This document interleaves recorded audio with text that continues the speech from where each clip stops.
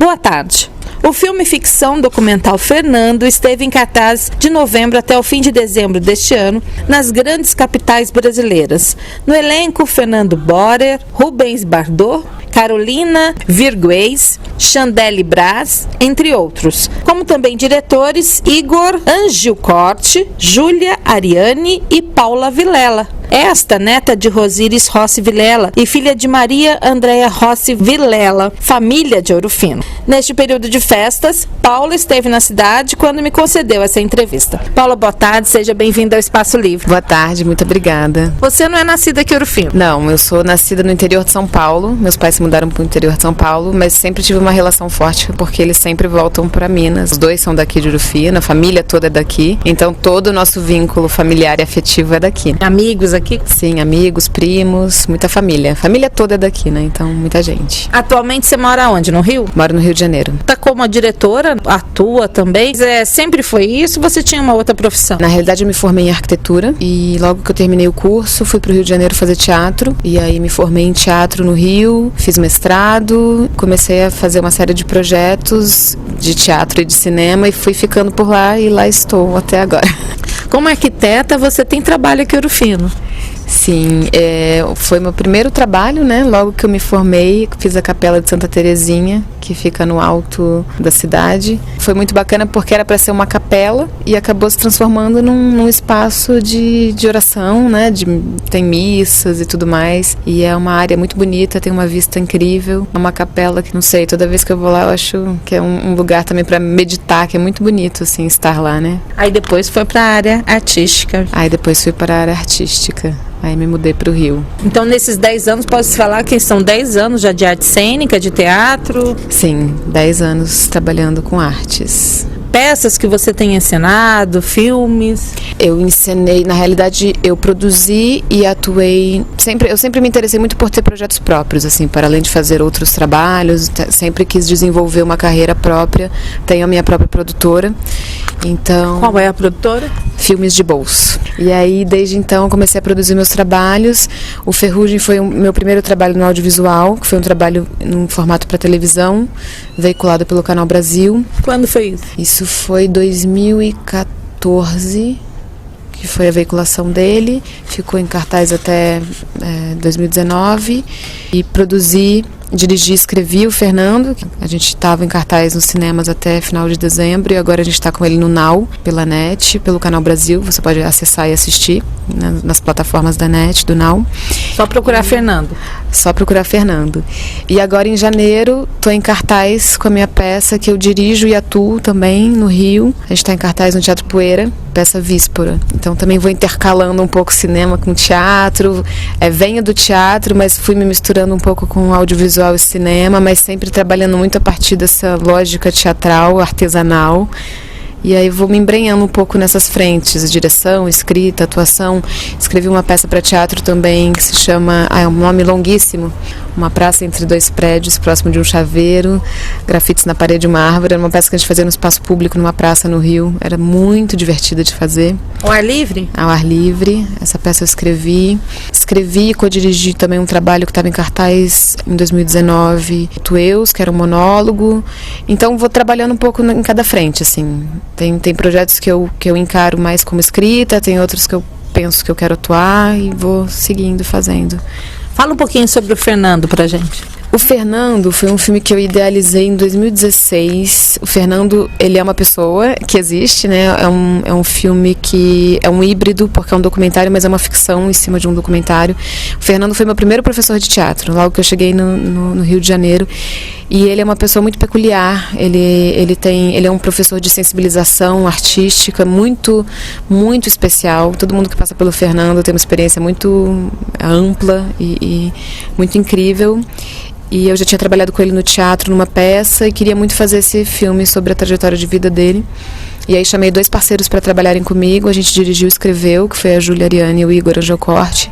E a gente queria falar sobre essa figura, que é um professor de artes, né? O Fernando é um professor de teatro, então falar de arte, falar de educação, a partir de uma figura que pra gente representa muito o artista brasileiro. Ele é como, e por isso o título Fernando, que é um nome próprio, mas é um nome também que pode ser, são vários Fernandos que estão por aí, ele é uma figura universal. 99% dos artistas brasileiros são como Fernando, são anônimos, enfim, mas que fazem da arte uma política de vida, assim. O Fernando vive a arte na vida, ele transfigurou a vida inteira dele para servir a arte, a educação. É uma figura muito, muito bonita, assim, e que pra gente representava muito falar de arte e educação nesse momento.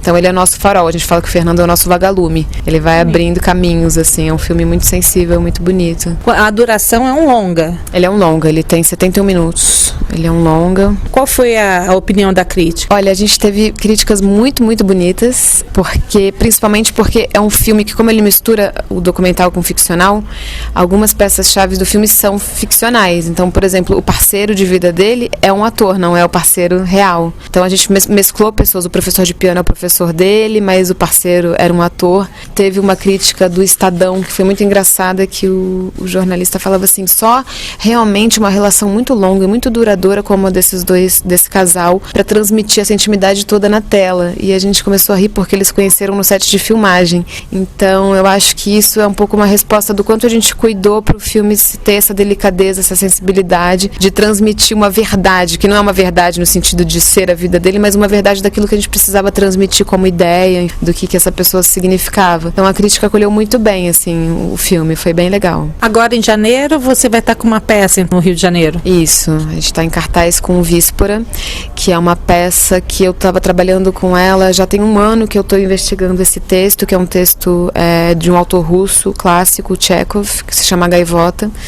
E era um texto que eu comecei a desmembrar e estudar, e entender. É um texto que é uma homenagem ao teatro e, ao mesmo tempo, uma das figuras centrais do texto é um jovem que questiona: a gente está precisando de novas formas, o teatro precisa se reinventar. E eu estava muito instigada a trabalhar com esse texto porque eu acho que a gente está num momento de país e de arte, de cultura, que a gente está se perguntando como se reinventar. E aí eu trouxe esse texto e, junto com a Júlia, que faz o longa comigo, a gente começou a escrever junto esse argumento, e eu dirijo essa peça, escrevo e atuo. Você faz qual papel? Eu faço o papel da Nina, que é uma das atrizes, ela é a atriz desse jovem que está interessado em procurar essas novas formas. Ela faz a peça desse jovem. Só que na mistura de ressignificar esse texto original, a gente trabalhou muito, não é o texto original que a gente faz uma outra coisa, desmembra tudo, e é uma peça que fala um pouco sobre o que vai acontecer daqui pra frente com a cultura. Então é como se a gente estivesse no ano de 2022 e o teatro agora é uma casa de jogos. E aí tudo se passa nessa noite, nesse bingo, porque víspora é um sinônimo de bingo. Então a gente passa a viver essa noite ali nesse bingo. Com alegrias e perdas. Com alegrias, ironias e perdas, com certeza. E foi engraçado porque logo que eu acabei de escrever o argumento da peça, no ano passado, umas 3 semanas depois, assim, a gente estava rascunhando o argumento, umas 3 semanas passadas, sai numa matéria no jornal, o Marcelo Crivella, o prefeito do Rio, né? Sai uma matéria do Crivella falando que ele gostaria de abrir um grande cassino no Porto Maravilha do Rio de Janeiro, que a cidade precisava se reinventar e que tudo que ela precisava era de um cassino, que ele ia batalhar para alterar a lei de proibição dos jogos e tal. E ele é um pastor evangélico, a comunidade evangélica ficou muito receosa dessa opinião dele voltar com a jogatina e tudo mais, mas ele falando que era isso que a cidade precisava, e a gente pensando, realmente a cidade está sem hospitais, está sem infraestrutura urbana, está sem dinheiro, está quebrada, está falida, e realmente é um cassino que vai nos salvar. Então a gente trabalha muito a partir dessa ironia também, do que a gente está construindo como estratégia mesmo, o que a gente está matando, ceifando e o que a gente está colocando no lugar, né? Então, talvez ele quisesse dizer que os impostos do cassino poderiam ajudar o Rio. Pro dono do cassino, né? Acho eu. Quanto tempo leva para fazer um filme como Fernando? Olha, depende muito. Nesse filme especificamente, a gente passou muitos meses, uns 6 meses trabalhando no roteiro, porque a gente roteirizou juntos, nós 3. Eu tinha um início de um roteiro, mas aí quando eu convidei os meninos a gente começou a mexer. Então a gente ficou 6 meses trabalhando no roteiro. A filmagem foi mais rápida, porque é um filme independente, então também um tempo curto, mais enxuto de filmagem, porque tudo isso é muito caro, né? Enfim. E para ser independente, independente. Você falou que tem uma produtora, vocês conseguiram o auxílio de algum governo? Não tivemos nenhum tipo de incentivo, nem edital, nem lei. Na realidade, a produtora ela vai tendo um investimento próprio, então o Ferrugem, que foi um filme que a gente tinha produzido antes com a produtora, que fez um caixa por conta de vendas para os canais e tudo mais, isso vai sendo revertido nos outros trabalhos. É uma luta também fazer trabalhos relacionados à arte e cultura no Brasil, porque o investimento é muito pouco. Eu já tive quase 2 calotes em editais que a gente ganhou edital e a prefeitura não concedeu e o estado não concedeu. A própria Ancine, quando a gente ganhou o edital de distribuição do filme, a Ancine ficou parada 6 meses porque não sabia se ia continuar, se não ia continuar. A gente quase sofreu um 3º calote. Eu falei, meu Deus, que loucura que é a classe artística ficar dependendo de uma instabilidade em relação à economia cultural, né? Porque é uma economia que gira muito dinheiro, assim, é uma economia muito estratégica, trabalhar com cultura, fazer cultura, mas estamos num momento em que isso não é uma política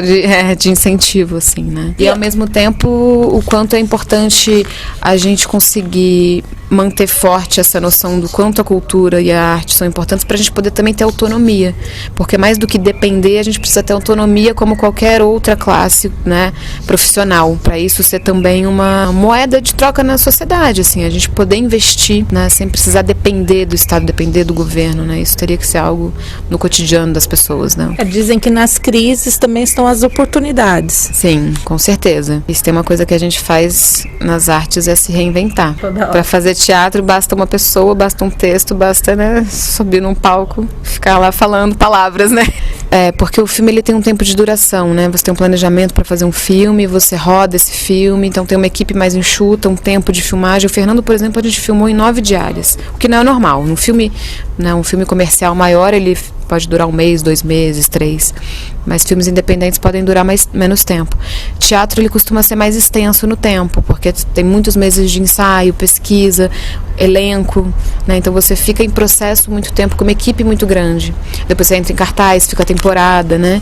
Então tudo isso demanda mais para mim, né? Como a minha experiência no teatro, a minha experiência no cinema, falando pessoalmente, no teatro ela é mais complexa. Você, assim, como atriz, diretora, produtora, também escritora, você assim se multiplica? Como é que é isso? Consegue tempo para tudo isso e adaptar todas essas artes? Isso é um super desafio, assim, tempo sempre falta. Eu não sei também se é uma questão meio do nosso tempo, assim. Eu acho que sempre tenho parceiros que também são muito múltiplos. Eu acho que a gente saiu dessa fase, desse momento do ou encenador, ou dramaturgo, né? E somos muito múltiplos agora. Então, dependendo do trabalho, eu vou me embrenhando naquilo que me chama, assim. E o tempo, a gente vai inventando espaço. A gente está na casa da tua avó, tocou já o sino da igreja matriz, do santuário, agora é o cachorro da família, mas vamos continuar aqui. Assim, projetos para esse ano, né? 2020 está começando, você está com a peça em cartaz agora no Rio de Janeiro. E os projetos? É isso, agora a gente está com esse projeto da peça e já com projetos para rodar festivais, porque a peça está nascendo agora, então essa é a estreia dela. Ela fica 7 semanas em cartaz e a ideia depois é seguir por festivais de teatro. Temos festival no interior de São Paulo, no sul, fora do país, festivais latino-americanos. Então é correr com a peça por aí afora e depois tirar um pouquinho de férias, porque foi uma coisa muito emendada, assim, o lançamento do filme com o processo da peça em geral. E eu já estava saindo, quando a gente começou o lançamento do filme, eu estava saindo de uma outra peça que eu estava escrevendo e co-dirigindo, então fui emendando muito. É muita correria, assim, né, fazer trabalhos independentes, então... A família apoia? Apoia muito, muito, muito mesmo, assim. Meus pais apoiam muito, gostam muito, se interessam, dialogam fortemente com as questões que eu levanto e que me interessam, então a gente tem uma troca muito boa. Paula, suas considerações finais aqui no Espaço Livre, que você gostaria de deixar aqui para os ourofinenses que estão te ouvindo, né? Família daqui de Ouro Fino, aí se esforçando lá fora para conseguir um espaço, né? Sim. Deixar um abraço, uma cidade que eu gosto muito, amo, quando eu venho pra cá, muito acolhedora, são as minhas primeiras memórias e todas as memórias que eu tenho, enfim. Então, deixar um abraço grande para todos os ourofinenses, dizer para que eles assistam pelo Now, pela TV, pela net, o Fernando, E dizer que é isso, que eu acho que mesmo eu estando fora, estando em outra cidade, eu acho que a gente tem que sempre também procurar no nosso lugar, na nossa cidade, formas, né, de trabalhar essas veias culturais, artísticas para a cidade, para o cotidiano, né, para a vida da cidade, enfim. Para os artistas daqui, o que você deixaria? Um super abraço e boa sorte, e continuem lutando, porque para mim, se já é difícil fazer arte, trabalhar com arte e cultura numa capital como Rio de Janeiro, que é uma capital de grande importância, no interior a gente luta ainda mais. Então acho que é um desejo muito grande, eu sempre falo isso, tanto que a arte e a cultura tinham que ser pulverizados, né? A gente tinha que ter uma trama que iria desde uma cidade grande até o interior do interior. Então sempre quando o Igor, que é um dos diretores do filme, viajou o Brasil todo ao longo de 2019, levando o filme para várias cidades muito pequenas, onde nem existia cinema, onde nem existia teatro, exibiu o Fernando em um barco, em praça pública. Então, assim, a receptividade do público e a demanda por cultura, por poder acessar esse tipo de produto é tão importante que eu acho que a gente tem que lutar sempre para a cidade ter essa frente viva e pulsante, né? A gente vai poder ver você também em televisão ou não é tua praia? Olha, não é minha praia. Apesar de eu morar no Rio, todo mundo perguntar que o Rio é a capital da TV Globo e das novelas e tudo mais. Eu nunca procurei a TV, assim, acho que não é muito a minha linguagem, minha pesquisa no teatro é outra, enfim, no cinema também. Então, bom, nunca digo nunca, mas não é algo que eu bato portas, assim, então, difícil. Obrigada, Paulo. Eu que agradeço, muito obrigada. E vocês continuem com a programação da Difusora, agora com Rádio Serviço, e depois programa Vale Tudo, apresentação de Paulo Henrique, programa Vale Tudo, e a todos uma excelente tarde e até amanhã, se Deus permitir.